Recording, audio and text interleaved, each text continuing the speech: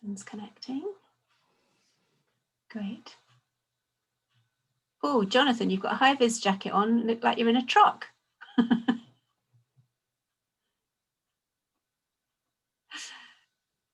Great. Welcome, everybody, and thank you for joining us. There are a couple of people to come, but we'll let them in as and when. Most of you probably know by now, my name is Penny Hayes, and I'm the co-founder of Great Wine Online. And I'm here tonight with my Steve Okejo Parker, Steve the Cheese Parker, who is working with us at Great Wine Online on food and cheese pairings, and he'll be doing his usual tricks tonight with that, which is great. I'd also delighted tonight to welcome, I've lost her, where is she? Amanda Lloyd, there you are on my screen there, all the way from Portugal, where she's just been telling us about 20 planes worth of Brits have arrived this week, which doesn't surprise us at all. Probably 20 a day, I should think, be coming in the next few days. Usual housekeeping rules, please, everybody, you've all got yourselves on mute, so you're obviously very, very well behaved and Zoom etiquettified these days, which is great. But please add in any questions in the chat function at the bottom as and when we start, and you have any questions to ask Amanda or Steve or myself. Tonight is a bit of a game of two halves, which is what actually Steve's expression, not mine. So we're going to start this evening. We're looking at some port, and Amanda has joined us, as I said earlier, from Porto, and she's going to tell us a little bit about herself now. She's going to talk to us about port generally. And then we're going to start talking about some cocktails, which is really quite fascinating. It's the first time we've ever done cocktails, so I'm quite excited about that. And then Steve and I, a bit later on, will take you through the 3 wines that we've also chosen from Portugal, which are absolutely delicious and very typical of the styles that you get in Portugal these days. So, Steve, welcome. Hello, how are you? I'm very well, thank you, Penny. We actually had a real live face-to-face meeting this week, which was quite exciting. Isn't it funny? We never thought that would actually be a thing to look forward to. But I've been out to a restaurant as well. Wow. Yeah, it's inside. Yes. Talking to normal people. Really? Not just Zoom heads and shoulders. It was brilliant. Fantastic. And Amanda, yeah, welcome. Now, we met with David, who is 6th generation winemaker at Fonseca. And you work very closely with David, don't you? Tell us a bit about how you got into port. Again, another Brit in port. Yes, well, the company is family owned and family managed, as many of you will know. And David is our winemaker and also one of the family members. And I've been with the group for 20 years now, or just over 20 years. I joined in 2000. So I think I joined sort of thinking, oh, I'll stay here for about 5 years and then move on. And I'm still here 21 years later. So it's a good sign. Definitely. I look after the UK market, other markets as well, but the UK is actually our biggest market. And I look after all our brands in the UK. So in normal times, I'm traveling over to the UK quite often and talking to people and doing tastings. And yeah, loving being there. So I've missed it. Well, you're going to talk to us a little bit about ports as they're drunk neat and also in cocktails. So what we normally say to people around about now is, if you haven't already, please pour yourselves a drink of whatever it is you'd like to start off with. Steve, what are you drinking to start off with? I am drinking the excellent chip dry white port, or Porto right. Branco, over lots of ice, and it is gorgeous. Really? Okay.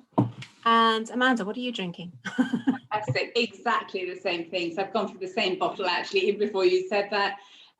This is the classic way to drink it. Just drink it neat, very, very chilled, or over ice. Put a slice of lemon in it as well if you want.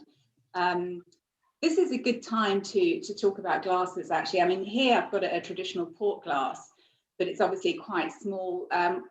We prefer that you use a bigger glass, so let's say a white wine glass, so you can really get all those lovely aromas coming out of the glass, swirling it around. So that's absolutely gorgeous. You've got sort of citrus flavors coming through there. Obviously, you've got that wood aging. So this is chip dry is an unusual port. Let me just show you the bottle here.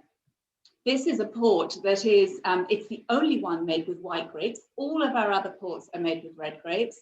It's the only one that's dry. So this is dry by port standards. In fact, by port standards, it's extra dry. It's the only one that we would drink usually as an aperitif. We would mix it. So it's got a lot of unusual factors about it. And this was really developed for people who wanted something along the lines of a sherry, really, in Portugal, that they could drink as an aperitif, because of course all the other ports, pink aside, are drunk as digestives, or drunk afterwards with your dessert, or with your cheese, or with a cigar, or just on its own. So it's all white grapes, you say. What are the grapes? Are they grapes that we'd recognise? You would know Malvasia, for instance. That's the most, Malvasia Fino is the most international, most well-known ones, and the rest are very much indigenous grapes. So we've got Arinto, Rabigatu, and they've all got very difficult to pronounce Portuguese names. If you're not used to them, so there's a lot of Portuguese, and it always varies a little bit. So the blend, I couldn't tell you what the blend is of these grapes, because obviously the wines age differently, the harvests are different. So we make up the blend to match the last blend that we had before. So these are aged in large wood. They have a longer fermentation, so they're drier, and then we age them in large wooden vats. And these will age probably for about 4 years in wooden vats. So quite a long aging. And in fact, when we make these, part of the mix is made in the lagars nowadays, and the rest is made in stainless steel. So we have a blend there, so we get a little bit more body to it, and a lot more complexity. So it's really a wonderful dry, extra dry white port that you've got there. In the process of making wine into a port, is there a spirit of some sort added? Yes, it's fortified. So I talked about the fermentation. So you have this longer fermentation. The normal fermentation for a port is about 3 days. And with this one, you're going to leave it a little bit longer so that more of those grape sugars will ferment out. And then to stop that fermentation, we add a neutral grape spirit. And this is a grape spirit that's from the previous harvest. So it should be very neutral, no color to it. It's 77% alcohol by volume. And of course, when you mix that together with your fermenting must, and we're talking about approximately one fifth of grape spirit, neutral grape spirit, to 4/5 of grape must, you kill all those yeasts in there and you stop the fermentation immediately. And that's how you end up with a port. And all of them are made like that. So they all end up with about 20% alcohol by volume. And most of them approximately 100 grams of residual sugar, and this one's had the longer fermentation. We're looking at about 34 grams of residual sugar. So if you compare it to a dry white wine, it's actually still quite sweet, but compared to a port, it's very dry. It's much drier, yes.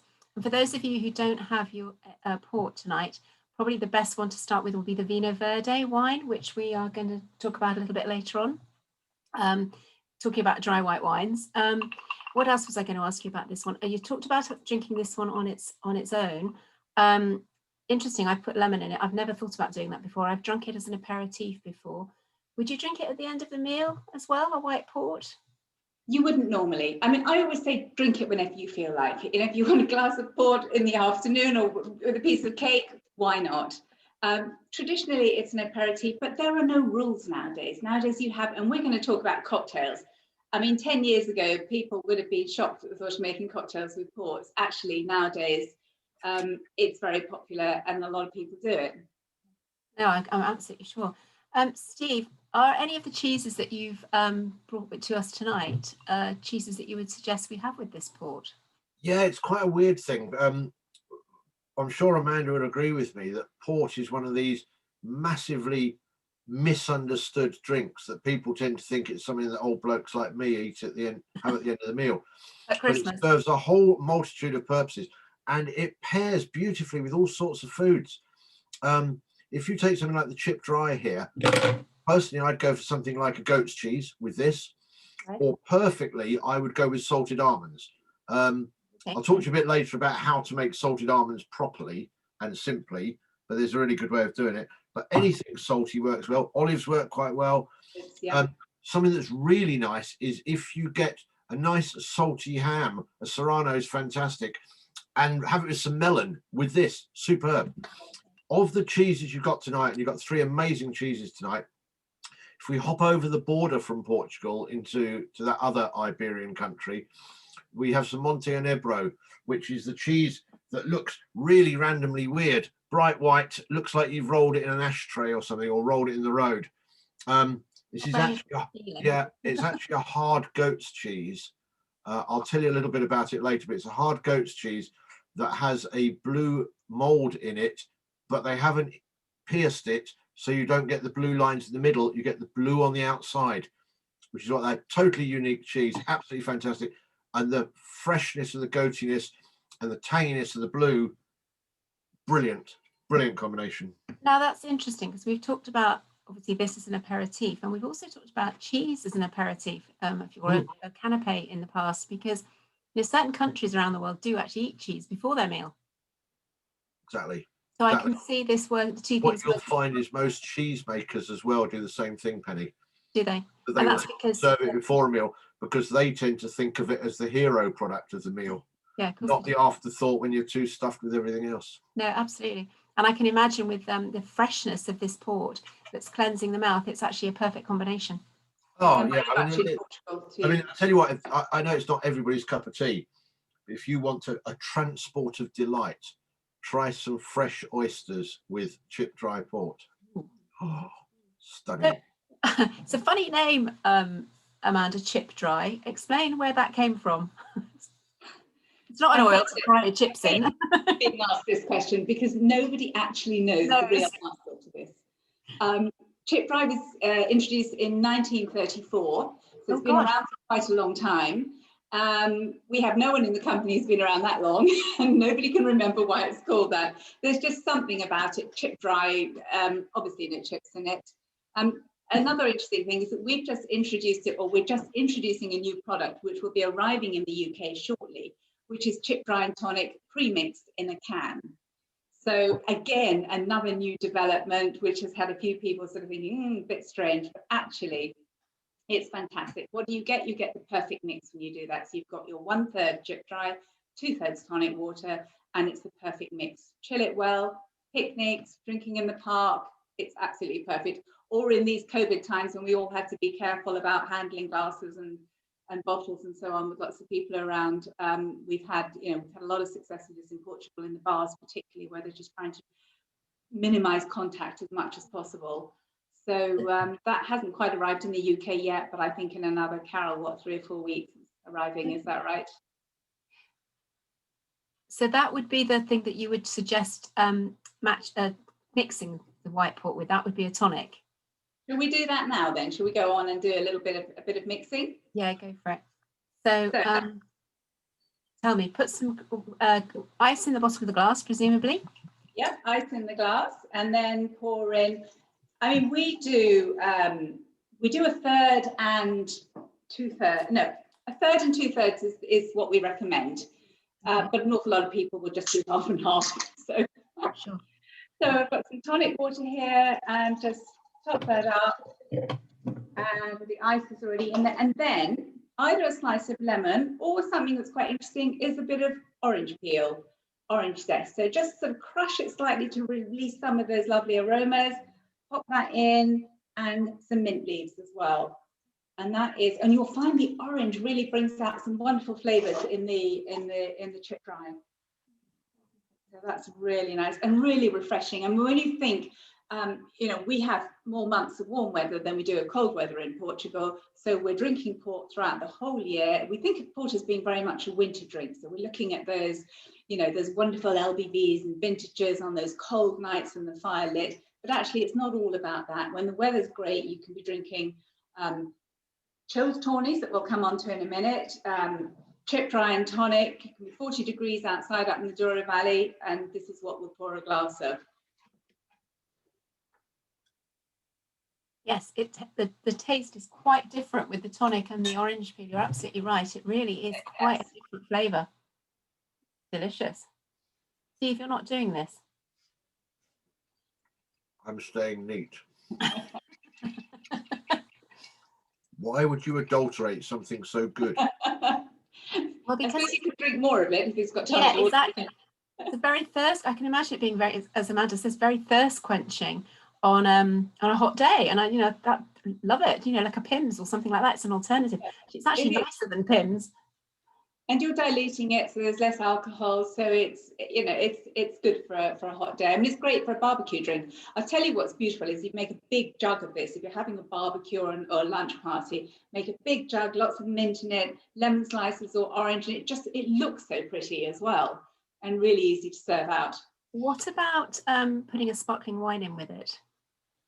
That works. I have never tried that with chip dry, but that with the pink is delicious. Okay. Shall we go on to the pink now? Let's go to the pink. Good. Okay. So just a quick word again about glasses. I did the chip dry in a big glass like this. You could do it in a glass like this or a tall glass. I mean, again, there are no rules. Just make sure the glass is big enough. So Amanda, I think there's one thing worth noting, that clearly we would all advocate responsible and sensible drinking so that we can continue to enjoy it.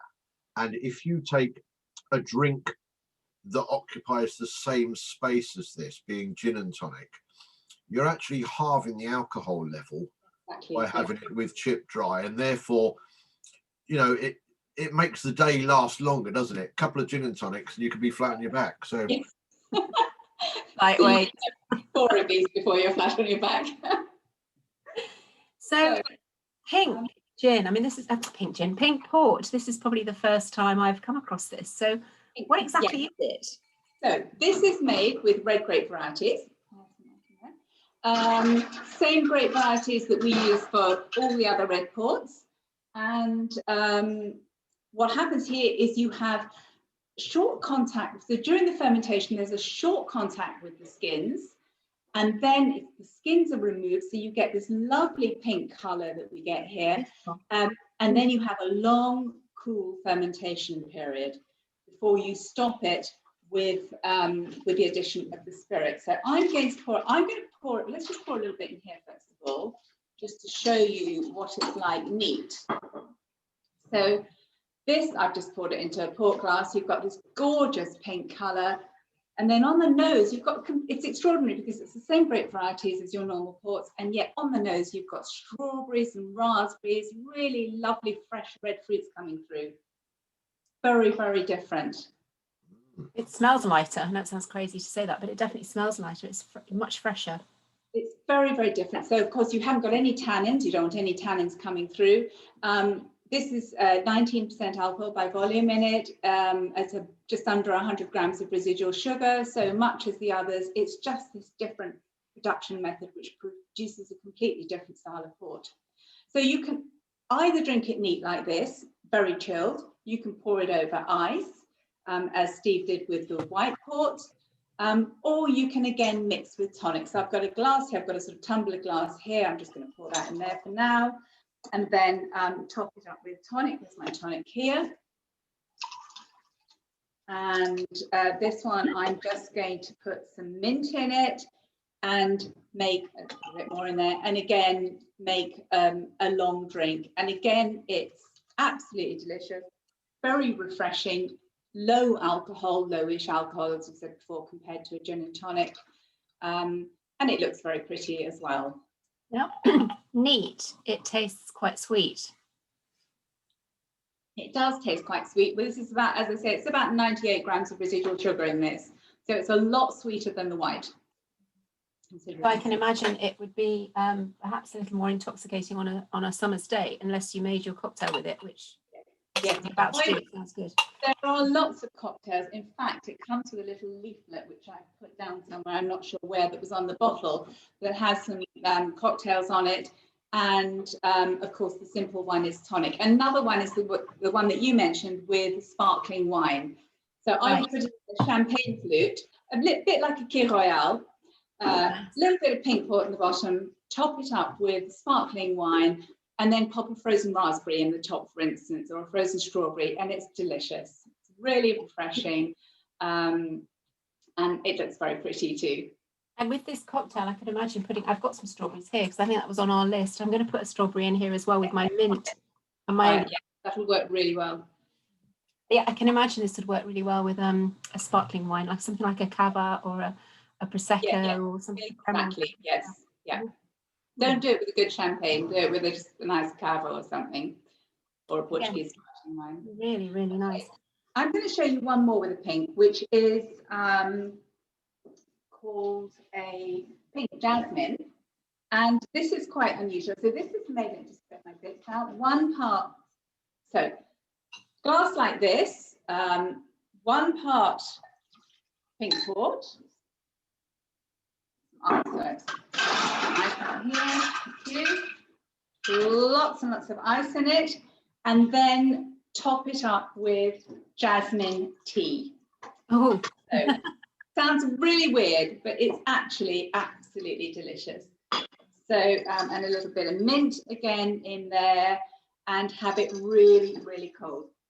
And again, it completely changes. So that's one to just try. So it's simply jasmine tea, make a little bit of jasmine tea, pink port, and then top it up with the jasmine tea. So I'll send all these recipes out to you. It's very, very easy to make. I'm trying to concentrate now. We're going to do some more complicated ones. I've got someone to help me with that. But I'm just showing you the really easy serves right now and the classic way to drink these things. no, that's great. If you can send us those recipes, I'll make sure everybody gets them, and we'll put them on the website as well. That's interesting. I don't have any jasmine tea, but that first one we did was great. Really, really liked it. I'll be serving that one in the summer. So have you got any more that you would do with the pink port? I haven't got any more that I'll do today, but what I'll do is I'm going to find some on the list. Okay. We have, sorry, I've got a colleague here who's telling me he's going to show us how to do something a little bit more complicated. He's going to do that in a minute. Okay. Right. So before we move on to that, I'm just going to talk a little bit about the Tawny. Right. And this is Tawny port. Now, this I really do like neat. This is delicious at the end of a meal rather than at the beginning of a meal. Absolutely, it's probably my favourite, I would say, of all the ports, the Tawny port. So we're talking about summer drinking today. This is what we generally drink in Portugal, particularly in the summer, after dinner usually. Chill it, keep the bottle in the fridge. It's always going to warm up in your glass. And the worst thing you do not want to pour warm port into your glass, because it will never cool down unless you have to put ice in it. So if it's a little bit cool, it doesn't matter. It's going to always warm up in the glass. So this is made with a red grape varieties, the same as the pink that we had, but this is the traditional port. So we're talking about this is fermented for about 3 days. And then the spirit is added to it. So the same as before, approximately 1/5 of neutral grape spirit to 4/5 of fermenting must. That stops the fermentation, and we're left with this residual sweetness. So those sugars that haven't turned into alcohol. And this is 20% alcohol by volume. Now this is aging in small wooden casks. Small for us is about 600 litres in size. So it's not that small compared to a French barrique, for instance. But compared to the big vats, the huge grape vats that we use, it's actually pretty small. And what happens when you age in a small cask is that you get this accelerated aging process happening. There's a lot of contact with the wine, with the wood, with the air, and the wine ages far more quickly. So in fact, you can see from the colour, it's got this sort of red colour, and you can see that, but it's not that deep red ruby colour that you get from an LBV, from a late bottle vintage. So it's beginning to lose its colour into the wood. And then on the nose, we're moving away from fresh fruits, and we're moving now a little bit more towards dried fruits here. Yeah, definitely. Gorgeous rose. So we're moving from plums to prunes, and yet there's still a hint of that freshness in there as well. So Steve, what would you put that a Tawny port with? Something like this? Just wind back slightly, Penny. I had something brilliant with the pink port that you might want to try. The key thing with pink port, just rewinding slightly, is it's got fruitiness and it's got sweetness. Yes. You know, Amanda was saying it's 98 grams residual, I think, which doesn't mean anything to most people, other than that is roughly the same sweetness as Sauterne. So it gives you an idea. And therefore it really lends itself to spicy things. So if you take of the cheeses you got tonight, the Golden Canaf, the slightly smelly one from West Wales, stinky cheeses go really well with the pink port. But there's one thing that I really want to recommend you to do. If you feel like being chefy, get yourself some langoustines, split them in half, and tiny drizzle of olive oil, little flecks of dried chili or fresh chili, even better, and stick them under the grill for a couple of minutes. Absolutely beautiful chili langoustines. If you can't be bothered or can't get langoustines, just toss some prawns. Yeah. Just toss some prawns in some chili and some olive oil. Absolutely super with the pink. In terms of the Tawny Port was put on this planet to have with food. It is possibly the ultimate food wine. It is so, so good. All cheese loves Tawny Port. You know, Penny, I'm writing a book at the moment about pairing cheese and wine. And I've got 500 cheeses in there, and I'm very tempted to put Tawny Port with every single one of them. But that would be a really boring read. And it might sound like it was sponsored by Amanda. So there's so many things we can do with 10-year-old Tawny, and we actually used it at Christmas, if you remember, Penny, in our tasting there. Yeah. And it lends itself to things that most wines don't go near. Milk chocolate is great with Tawny Port, and there's nothing else you can drink with milk chocolate. Nuts, creme brulees, Christmas cake, but pastéis de nata is fantastic. They're the Portuguese slightly burnt custard tarts. Yeah, absolutely beautiful. Absolutely. Yeah, I can imagine that's actually, it's definitely a pudding wine for me rather than some of the others, which it's an everything wine, Penny. You could have it with a fried breakfast. It would be that good. Not so sure. I didn't say what time of day though. Amanda, would you make a cocktail out of the Tawny Port? I wouldn't personally. I mean, there are people that do, but to me, the best way to drink this is absolutely neat. Right. No ice, chill it. No, but it's just delicious. And as Steve said, it is the most versatile of all the ports. You know, if you're not quite sure which port to have, because port can be quite complicated. There are a lot of different categories. Go with the Tawny. You won't go wrong. It works with everything. I actually have a Tawny cocktail. This is where I get told off by Penny, everybody. I would take a generous glass. I would pour a small measure of Tawny Port and then top it up with a large measure of Tawny Port. That's what I'd have. Yeah. My kind of cocktail. A port squared cocktail, yeah, that sounds like your kind of cocktail. I have got some other cocktails for you if we've got time to. Yeah, sure. Go ahead, yeah. So I'm going to step to the side now, and this is my colleague Philip who's going to help. And he's Hi, going Philip. Hiya, Philip. Like watching the One Show. I know, it is. Two-header. Hi, Philip. So we're just going to be making 2 or 3 cocktails based on ports. Okay. We won't be making any with the Tawny. Or there are a few that you can do, like a Negroni or a Porto Flip or something like that. Although, like Amanda said, I mean, neat is pretty much the way to do ports nowadays, as ever. So we're going to focus a lot on the pink because that's actually a very, very nice port to make cocktails because it's got all this beautiful floral and red berry aromas to it. So we're going to make one that's actually called Bob's Your Uncle. So these are all cocktails. These are all cocktails that can be found on our website. So we will send later the link for them. So basically what we're going to do is all cocktails should always be served with ice.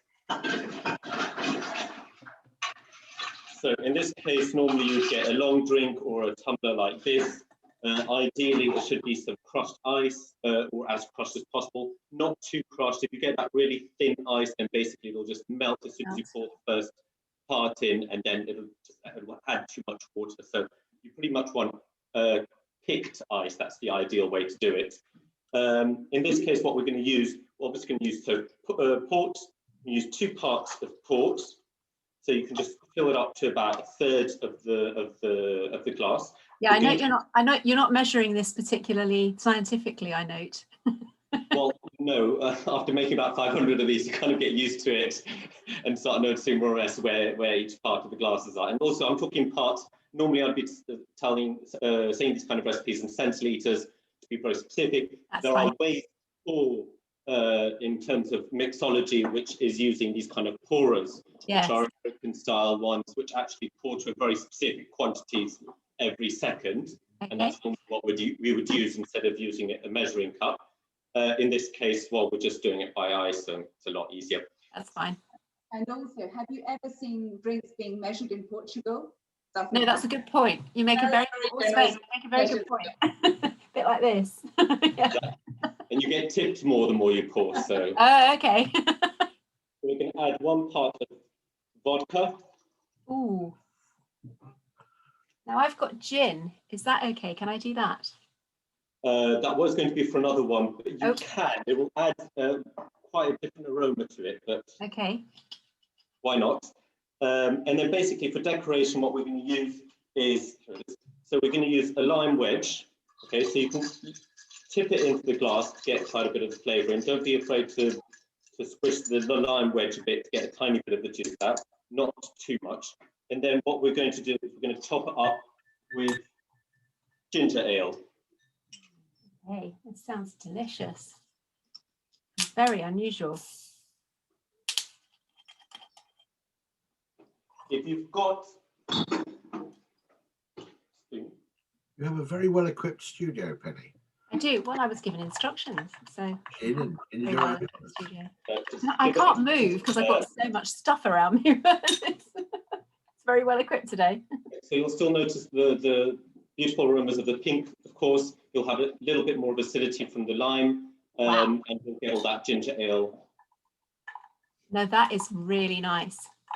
Really, really nice. Tastes like nothing I've ever tasted before, but it's delicious. A lot in terms of mixology, especially with port, is it's not done very often. So most of the things you'll try will pretty much be a first time, unless you're already used to trying these kinds of cocktails. Yeah. So the next one we're going to go on to is a very Brazilian styled one. So I'm sure everybody knows a caipirinha, I hope. You do? Yes, a few heads. The caipirinha, yes. Sorry. So that's what normally the Brazilians make, simply with the cachaça, which is the sugarcane brandy. So what we're going to do here is put lime wedges in the glass. Sorry. So use a muddler to get all the juice out. Oh, I don't have one of those. Possible. Is that like a pestle and mortar? Yes. What you can also do if you don't have a muddler is just as you're putting the wedges in, just squeeze them and then drop them in.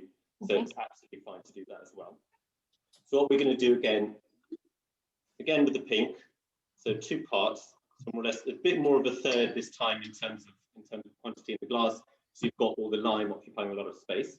In this case, we're going to use cachaça, so just like a normal caipirinha. So we're going to put normally about 3 cls of that. Instead of cachaça, you can also use white rum. They're both sugarcane syrups. They just come from different places. They have slightly different production methods, but they're very, very similar, and they both go very, very well. Okay. And then what we're going to do is we're going to add strawberries, which go very, very well, both with the pink, as we've already said, and with the lime. Okay. Okay. So on top of that, we're going to put crushed ice again.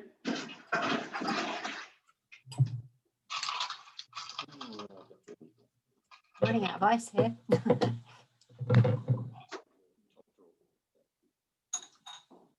And then that's amazing.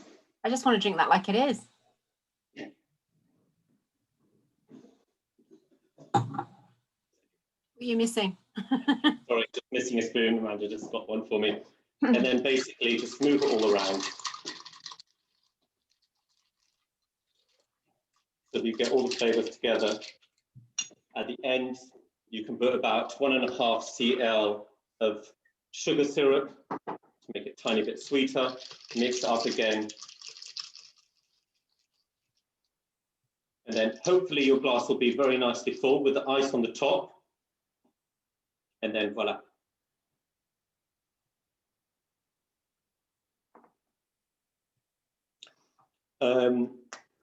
So we can move on to the last one, which actually is with gin. So we call this the Old Laughing Lady. Okay, so this one I'm actually going to make in basically this is a mixing tumbler. So I'm going to fill this up with ice. Sorry, Philip, what did you say it was called? The Old Laughing Lady. Old Laughing Lady. I hope that's not me. I thought you were talking to I don't know Penny. who came up with these names, but You bugger. they are definitely very, very nice cocktails. So in this case, we're going to do 2.5 parts of pink port, we can use gin. Wow. Oh, really good. I like the one with the ginger ale. That's probably so far my favourite. And we are actually going to use something that is not generally used in cocktails. But so we've got a big nice slice of ginger, which we're going to put in the glass and try stirring it a bit with that. And then what we also use are very, very thinly sliced cucumber. So you can leave the peel and everything. The thinner the slice is, the better, because you'll get a lot more out of the cucumber itself. You can slip about 3 or 4 of those. This is a fantastic cocktail to make in like a large jug to serve everyone. Right, I don't have any cucumber, so I'm missing that bit. Okay. I'll have to try these again at the weekend, I think. Mix it up. So if you're making an individual portion, you can just serve it straight away in the glass. If you're making a really, really large one, then add some more ice at the end. Just top it up. The more ice you put in cocktails, basically, the longer they will last. And the bigger the ice cubes, obviously, also the slower it'll take the longer it will take to melt. Excellent. I mean, the one with the ginger ale is the one I think so far is my favourite, but I haven't tried the one with the rum. So that'll be a weekend one. But yes, send us the recipes for those because they sounded amazing. I actually quite like the pink port on its own, but with all these other things, it just brings out the flavour somehow more. It's absolutely delicious. So thank you so much for bringing some great ideas to us. Really, really delicious. Steve, that's a hell of a challenge for you in terms of food pairing. See, you stumped. I'm lost for words. No, the thing is, cocktails are notoriously difficult to pair with food, and they probably shouldn't be done. But given the amount of fruit that Philip has been putting in there, I suspect it's sort of a meal in itself. In terms of alcohol units per drink, seriously impressed. 2.5 measures of port, 1 measure of gin. Loving it. Absolutely loving it. Absolutely delicious. Alcohol, so please drink responsibly. Yeah, no, absolutely. But there's some great ideas there for when and if the weather ever changes and we get some decent outdoor time for picnics and what have you. So thank you so much, guys, for that. Really, really quite unusual and quite delicious. We've raced through those a bit tonight because we've got so much on tonight on our agenda. But we will try not to take up too much of your time. We will get all of those recipes out to everyone over the course of the next couple of days. But yeah, cheers. Thank you very much. Both of you, I know you've got to disappear now, but thank you very much indeed. So much. We're going to switch off then. Cheers. Take care. So, obrigado. Obrigado. Well done, Steve. You're learning. So amazing. I never expected to be mixing port with all of these extra things. Absolutely delicious. Far be it from me to ever say anything while a mixologist is doing something. If you get some of the chip dry, and you put in some elderflower liqueur, which Saint-Germain is a very good example. Yeah. Other brands are probably available. And then top it up with Prosecco. That is actually quite cool.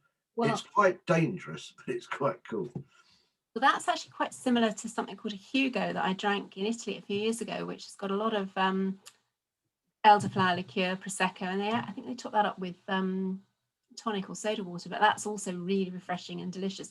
Mint and lime and all sorts of things in it, but absolutely superb. So yeah, that was quite a revelation to me, and the pink port was quite a revelation too. So absolutely excellent.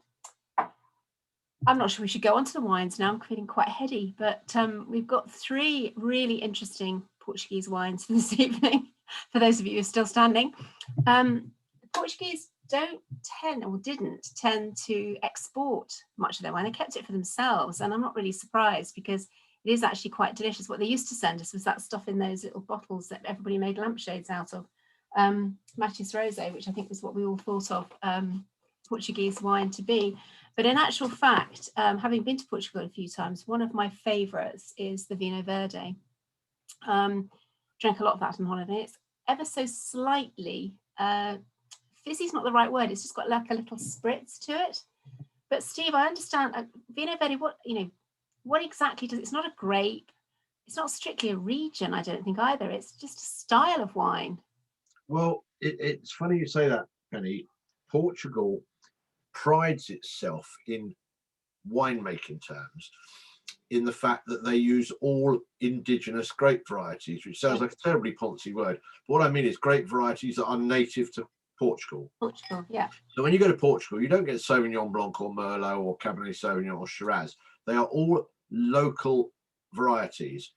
The challenge that the Portuguese wine industry has always had is that nobody's ever heard of them. And they're really hard to pronounce. And nobody can pronounce them. Exactly. I mean, one of my favourite wines is Traçadura, which, we're not having tonight, but nobody can pronounce Traçadura, not even me. And I just tried. So what happens is people go to Portugal. I mean, I heard on the radio today, 260,000 people this week going to Portugal. 22 planes landed today in the Algarve. And people will drink tons and tons of wine and they won't have a clue what it is. Exactly. And it's weird. So to answer your question, eventually, Vina Verde is it's a style of wine. I mean, it means green wine. It's made in the north of Portugal. I could give you the names of the regions. It's Minho and stuff like that. But it's basically on the Portuguese-Spanish border. The bit above Portugal is the top left-hand corner of Spain, which is known as Galicia. And therefore, the bit just into Portugal, that is all known as the Vina Verde region. And it's all about light, crisp, fresh, dry white wines that are perfect with seafood. But given its proximity to the Atlantic Ocean, that is no huge surprise. Yeah, that's right. So, this particular Vina Verde, for those who are grape heads, it's made with Loureiro, it's made with Jacinto, it's made with Avessa. But who knows what they are? And you know what? Who cares?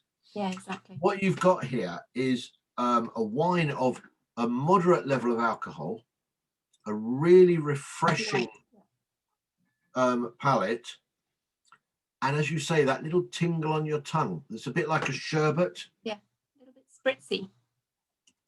And I think that most Vino Verdes have that. They're quite young wines. I mean, whether the green, there's a myth that the green comes from the colour of the landscape. No.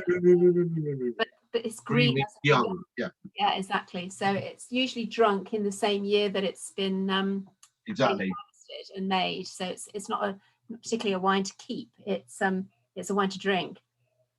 Absolutely. The funny thing is about this, and you referred early on to Matthew's Pink or Matthew's Rosé as it's known. Portuguese wine had a real heyday in the 70s and the early 80s, and unfortunately, so many wine styles of that era, I would say their name fell into disrepute. The style didn't.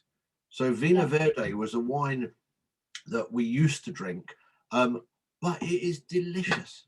It really is. I mean, what's the alcohol on it, Penny? 11.5 on this one. I mean, that's fabulous. I mean, that's nice the same light as lunchtime wine. It is. I mean, and I know we joke about alcohol content, but the difference between that and a 14.5% wine from South America is incredible. Massive, yeah, exactly. So it's so refreshing, and there's so many things you can sort of eat with it that are fabulous. So which of our cheeses are we eating with this one? The only problem, I didn't have any, but some has literally just arrived as if by magic. Look at that. the miracles of an app. I have an app called Fantastic Wife. I suggest everyone downloads one. And who just brought it up for me? I have an app who's called Give Me Another Glass. Who's just coming in from the side there because he really likes this wine, and I agree with him. It reminds me of summer holidays, and I've drunk a lot of this one in holidays in Portugal. Okay, sure, enough so light and fresh. It's perfect for the summer. Yeah. So let me tell you, if I was having Vina Verde and wanted something to eat with it, every day of the week I would have goat's cheese. And who had the cheeses that we did tonight? Who here has anybody got them? Yep, a few people have. Yeah. The Monte Nebro, the goat's cheese, absolutely fantastic. Lovely with goat's cheese.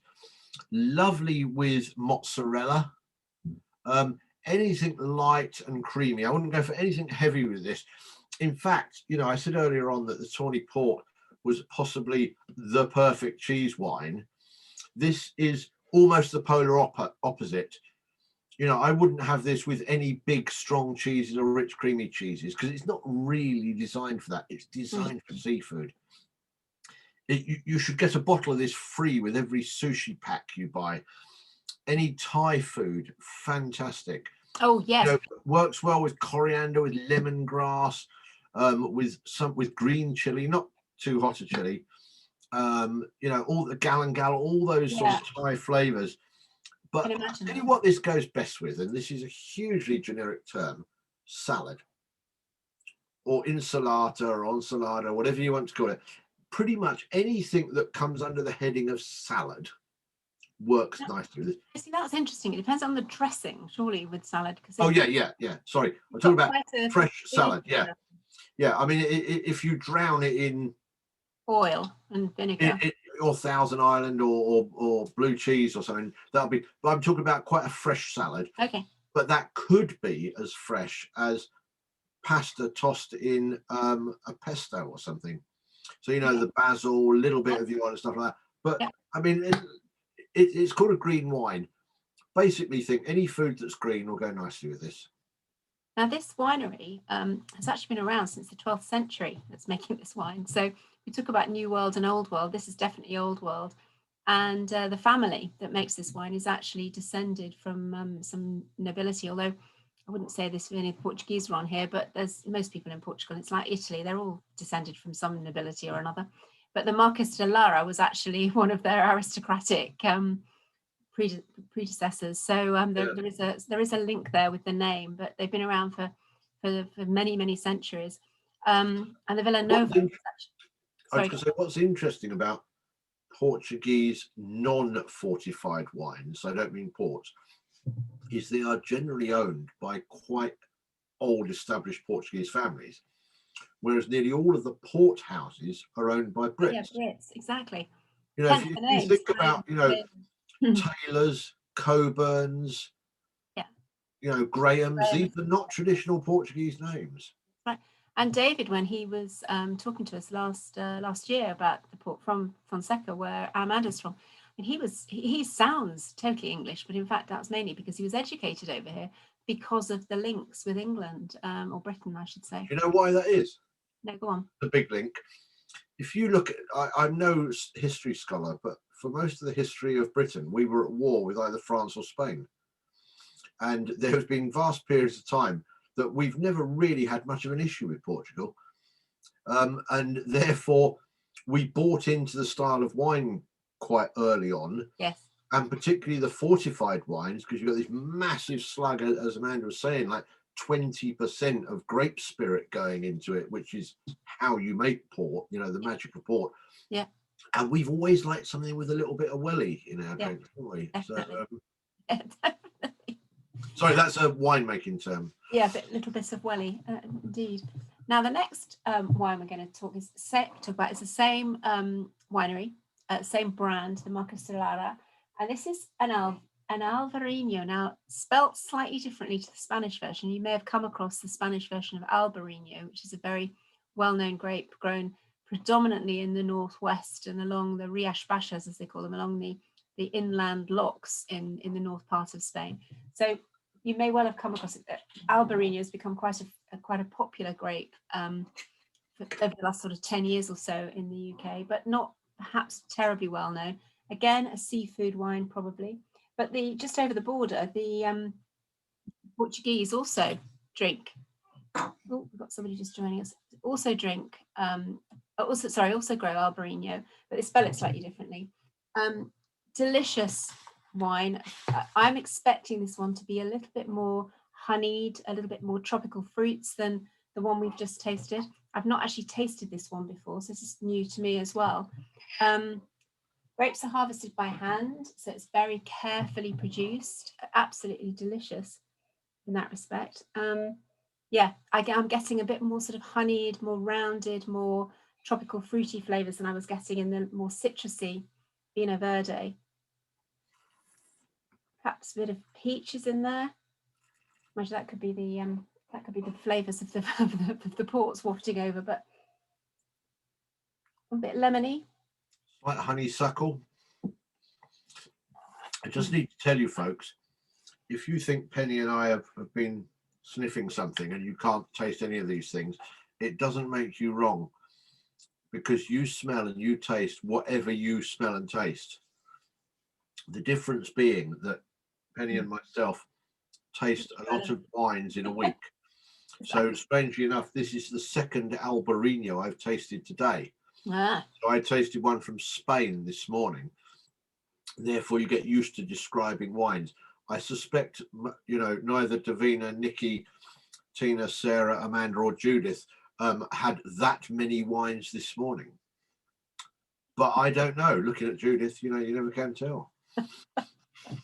It would be interesting to compare the two, to have them side by side, but presumably you haven't got Well, that. I can do you a comparison. Okay. What you tend to find is if you take Ria Spacious, which, or in my appalling Spanish, which is north of the border, which is, as you say, Albarino rather than Alvarinho, you tend to get a slightly more almondy flavour to it and a bit more honeysuckle type flavours. Yeah. But you can tell they come from the same like DNA. So no, I mean, this is a fabulous wine. You're absolutely right, Penny. This has got a little more oomph, another winemaking term, than the Vina Verde. It's just got a bit more body, a bit more of, as people potentially say, there's a bit more going on. It's got a bit more length. It just sort of, the flavour hangs around on your palate a little bit longer, and therefore it supports stronger foods. A bit more alcohol, not a lot more alcohol, but a little bit more alcohol in it as well. You know, this is a wine that would fall in love with a grilled sardine. And if you folks ever spent any time on the beaches in Portugal, they have this big thing where they'll stick 3 or 4 sardines on a stick, and for some reason they normally have a broken rowing boat full of sand where they light a fire on it and stick these things in it. So the whole length of Portugal they do this. Grilled sardines, absolutely fantastic with this wine. Now the other thing they serve with that tend to be very, very salty roast potatoes. Yeah, and I can imagine that would go quite well with this too. Yes, exactly. I also think whitebait would go nicely with this, or whatever you call whitebait wherever you are in the world. The other one is a thing called bacalhau in Portuguese. No, I don't It's know. good. Well, it's salt cod, but salt cod made into fish cakes is really nice with this. So this is about salt. It's about the sea. It's about seafood, mussels or mule, whatever you want to call them. Clams, so you know, something like a spaghetti vongole would work quite nicely with this, apart from the fact you're in the wrong country. Crab, so you know, everything I've listed here comes out of the sea, but this wine is sort of made on the beach almost. But the Portuguese make what they call a cataplana, which is like a stew of it can be meat or fish, but tends to be lots and lots and lots of shellfish in the cataplana. And I've drunk a lot of Albarino, and in fact Vina Verde for that matter, but a lot of Albarino with those kind of cataplanas have got a little bit more oomph to them, as you would say, a little bit of spice maybe. But the cataplana with that, all those shellfish, is absolutely delicious. So yeah, I can get that totally.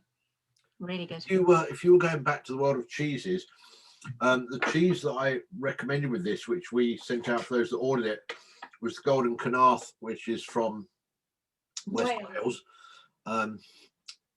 This is what we call a wash. On the same side of the country. Yeah. Well, yeah, they both face the Atlantic, so there is a similarity. This is a washed rind cheese, where the rind is sticky, pinky, orangey, soft, slightly pungent, a little bit fruity.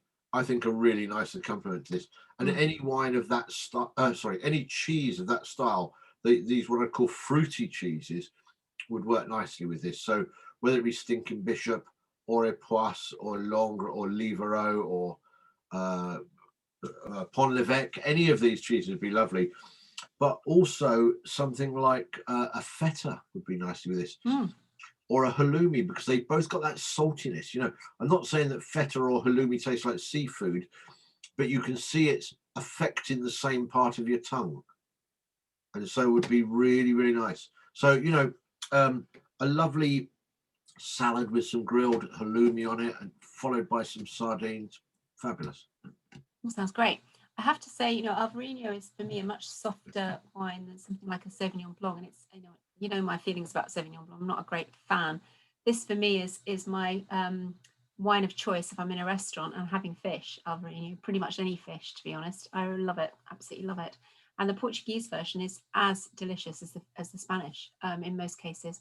They do a very, very good Alvarinho most times. Now, the last one we're going to do tonight is changing colour completely. We're going for a red. Now, reds in Portugal used to be quite tannic, quite light, I would say. This one is quite interesting. So it's made from grape varieties that we've probably never heard of.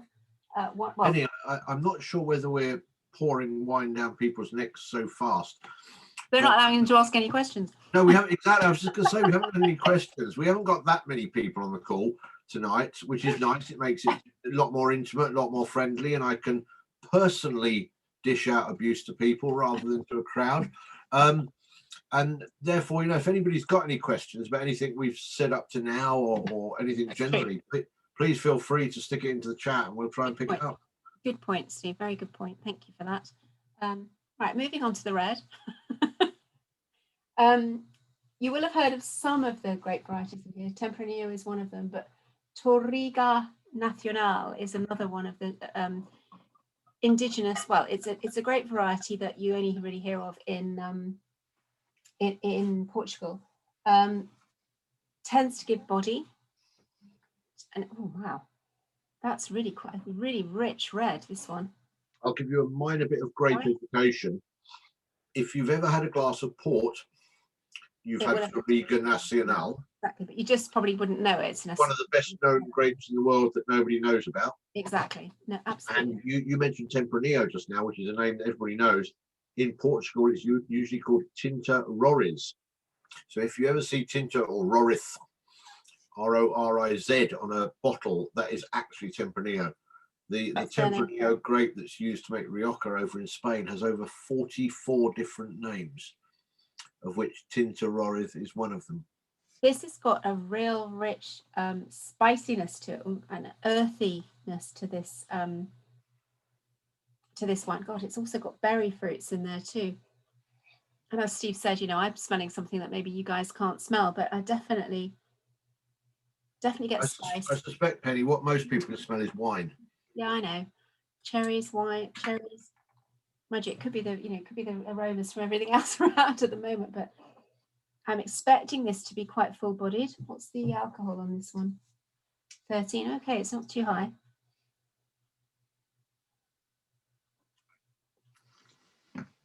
Now, that's interesting. It tastes lighter than I expected it to from the smell. It's quite a light red, which I was kind of would expect maybe from the north part of Portugal, but maybe not from the southern part of Portugal. Well, if you take where this wine is actually made, the people that make this, Alianca, operate throughout Portugal, but Barreira, which is what this wine is called, is actually a region. And Barreira sits between Vina Verde, where we were just talking about, and Lisbon to the south. So it's sort of in the upper half of Portugal, certainly by no means in the north, but in the upper half, and is very coastal. So it'll be cooler temperatures. Correct. And that will moderate the alcohol and the welly, if you like, going back to that word. Yeah, he's one of the guy that makes this is one of the largest Portuguese producers and makes a lot of wine. But this is one of his boutique winery wines. And it's, again, you've got sort of the hand picking going on with the grapes here. So there's a lot of care and attention taken into this one. What would you pair this with food-wise, Steve? Lamb casserole. Sorry? Lamb casserole. Is that because Tempranillo and quite... Yeah, you've got the Tempranillo, the whole of that Tinta family. I mean, you've got Touriga Nacional as well. You've got the thing called Bugger. which is not bugger, bagger. Bagger, yeah. Which is a great variety from that area. Just lends itself so much to lamb, and the reason I say lamb is it's not to everybody's taste, but because of the fat content in lamb, it delivers more flavour than most other meats. Right. So a full flavour meat. If you don't happen to enjoy meat products, aubergine is an amazing substitute for lamb, particularly if you roast it in something like pomegranate molasses and things. Absolutely fantastic. But this is about, this feels Sorry, like... I bought a bottle of that stuff today. It's damn expensive. Pomegranate molasses, that is. It seems to be the ingredient of, the trendy ingredient at the moment. It's really expensive. Where you live, everybody has to have a bottle of that. It's just compulsory. No, but seriously, this is a wine that screams rainy evening. Yeah, well. when you need some warmth, and as I say, a lamb casserole, some aubergine, any form of ragu like that, blue cheeses. And the cheese I paired this with is Conte. And the reason I use Conte is, one, because not only you, but most importantly, my wife, both love this cheese. But it's a full flavour cheese, but without being a sort of a cheddar that goes like bang on the back of your head. So it's got flavour delivery, and this wine is about flavour and depth, but not too much muscle. So yeah, no, I agree. It's delicious. Well, we've had an extraordinary trip around Portugal tonight. We've been all over the place and tasted some really different things. I mean, some of those cocktails were just mind-blowing. I think if I had to choose my favourite of the evening, though, it's the Vina Verde. That wine, to me, is just a max of summer picnics, summer afternoons on the terrace, we hope, when it finally arrives. Can I have a show of hands? Who enjoyed the Vina Verde best tonight? Is this including the ports, or? No, yeah, I think, well, no, just out of the wines, I suppose, really, because you can't really compare the two, can you? Out of the wines, the Vina Verde. Okay, good. Albarino. The red. Ooh, okay, that's interesting. Very interesting. Now, again, as I said before, the Portuguese tend to keep a lot of their really good wines to themselves, and especially the reds. So we've got hold of this one, which I'm really glad about. So really, really interesting. Of the ports, those people who had the ports, would you have considered ever using port as a cocktail ingredient in the pot? No, exactly. Lots of shaking of the heads. I agree. And it was quite extraordinary tonight. There's definitely one there with the ginger ale that I thought was particularly nice. I might have to finish that one off later on. Thanks, Steve. Does anybody have any questions they'd like to ask us tonight about anything that we'll try and answer some of the cocktail questions if you have them, but if not, we'll send all of the cocktail recipes out anyway. But any questions anybody's got, please unmute yourselves, because there's not very many of us tonight, so be happy to have a chat. Gosh, everybody's happy. Nobody's got any questions. Excellent. Well, thank you all for joining us tonight. We've had fun. We hope to see you all soon. We are actually doing a couple of real live face-to-face events in the course of the next, well, actually not the next couple of months. It's not till September is our first one, where Steve and I are doing a garden party in Dulwich in London in aid of a charity. So we're tasting about 12 wines there, I think, Steve, aren't we, that day, and 12 cheeses to match. No, sorry, the guests will be tasting 12 Sorry, wines. yes, the guests will be tasting, yeah, haha, very funny. And then I'm delighted to say we've sold out of our tickets for the Paul Roger Churchill Warren's dinner on the 25th of November. But we have put a second date in because we've had so many people wanting to come. We've now put a second date in for December the 2nd. So we've got a few people have already booked in for that day as well. So that's all very exciting. We're really looking forward to that one. But the next one we're doing online is June the 15th, and it's a sparkling night, Steve. We're going to be looking at an English sparkling, really, really good English sparkling. You and I virtually met with the winemaker yesterday, Colette, lovely lady, based down in East Sussex, and their wine is superb. They actually make a white, a pink, and a gin, which I've been sent a bottle of, which I'm very excited about to try their gin as well. And we're looking at a cremant that night. And we're looking at a Pet Nat, which is the very trendy, slightly cloudy sparkling that everybody's drinking at the moment with the beer crown cap on the top. So we're looking at all three of those on that night. So that should be quite interesting because they're very different styles of wine, the three of them. So, but made in similar kind of ways. So I look forward to seeing you all, hopefully on the June the 15th, if not in person, very, very soon. So cheers, everybody, and thank you for coming. Cheers. Cheers. Hi, everyone. Thank you. Cheers. I was very impressed how everybody organised themselves, Penny, with the little cocktail bars. All the bits. Have all the bits.